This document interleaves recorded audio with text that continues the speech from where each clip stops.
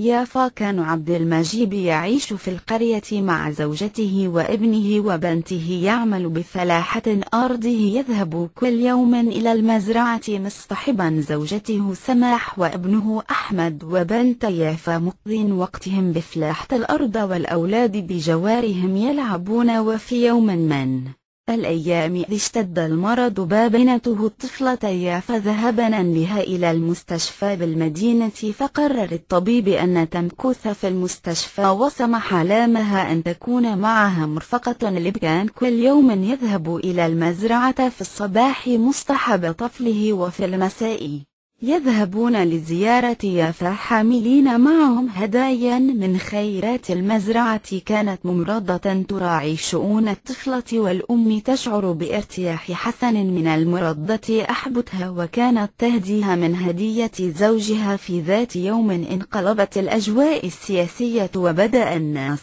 يتحدثون عن حرب في القرى المجاورة. الأم سمعت كلام الناس وأخذت تشعر بالقلق نحو زوجها وطفلها، طلبت من المستشفى أن تغادر إلى القرية كي ترى أحوال عائلتها وتعود. ذهبت إلى القرية واشتدت الحرب على القرية، وبداوي الناس يهجرون منازلهم متجهين نحو غزة، ولا سبيل لهم غير ذلك. الأم كل يوم تفتقد ابنتها وتبكي عليها. لاب يهدأ من روعها، تقول أريد أن أذهب إلى المستشفى، ولاب يقول أين تذهبين أنت تري ما هنا كل الناس هاجرت والعدو يبطش بالناس. عندما تهدأ الأمور سنذهب ونحضرها. الحرب اشتدت في جميع القرى والمدن، وبدأت الطائرات تقصف وقصف المستشفى الذي كانت بها الطفلة. المرضى خرجوا من المستشفى محتمين بالبيوت المجاورة. الممرضة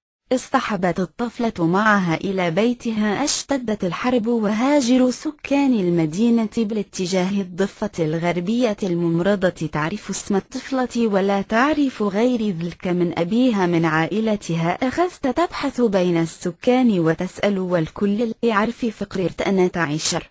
اتصلت معها وتتبناها كبنت لها. الطفل كان يسأل أمه أين يافا. الأم تبكي الطفل، يقول لتبكي سنجدها، إن أعرفها في وجهها علامة كبيرة سوداء. قالت أمه نعم هذه. وحمه. مرت الأيام، حزنت الأم حزنا شديدا على ابنتها، ونامت الفراش. اشتد بها المرض وتفت إلى رحمة الله. بقي لاب مع ابنه. لم يقول لأبيه أمي حنت علي يا أبي لب. قال أعلم ذلك يا ابني، كبر الطفل وأصبح شابا وأبيه كهل واخد الابن يراعي أبيه. تعلم أحمد ونجح بدروسه وكان من الأوائل على زملائه، وبعد مدة توظف وأصبح عنده مال. لب قال لابنه الآن سنبحث لك عن عروس. الابن قال يا أبي أفضل أن نسافر إلى الحجاز لتحج، وبعد أن تحج أوعدك أن البي طلبك. سافر معا إلى الحجاز إلى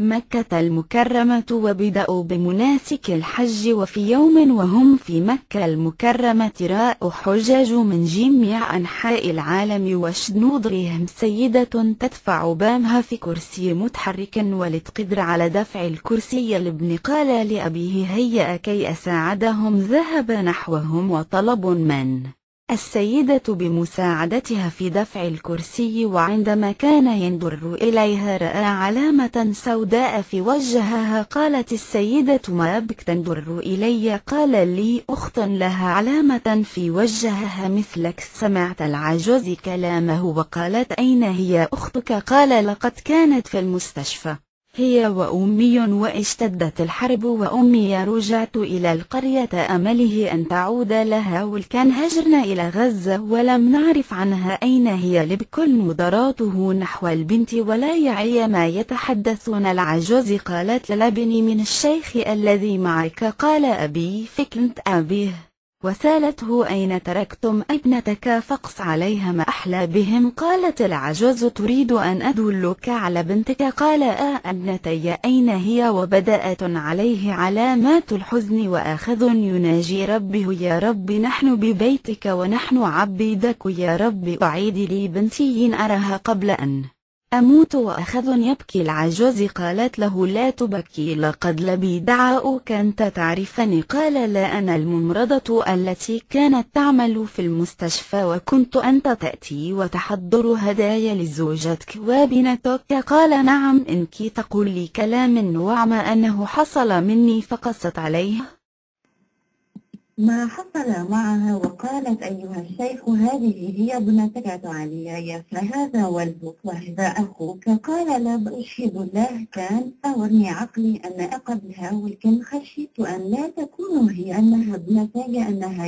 يا أحمد كلمات محمد مذكور أخي محمد مذكور، عرفناك شاعرا واليوم تفاجئنا بالقدس. ما كل هذا الحب بالكتابة في حين يعجز ويتكاسل الكثير عن كتابة بضع كلمات يكتسح معرفة محمد مذكور قسم كامل من أقسام الثقافة في همة عالية. ما شاء الله عليك، هنيئا لنا تواجدك وهنيئا لقلمك، هذا العطاء اللامحدود أخي محمد مذكور. قلتها وأعيدها، إن أبحث عن كتاباتك وأستمتع كثيرا بقراءتها، سواء كانت قصة ورواية وقوافي وأشعار. تحياتي من القلب لك أخي العزيز، وتحياتنا لأهلنا في فلسطين.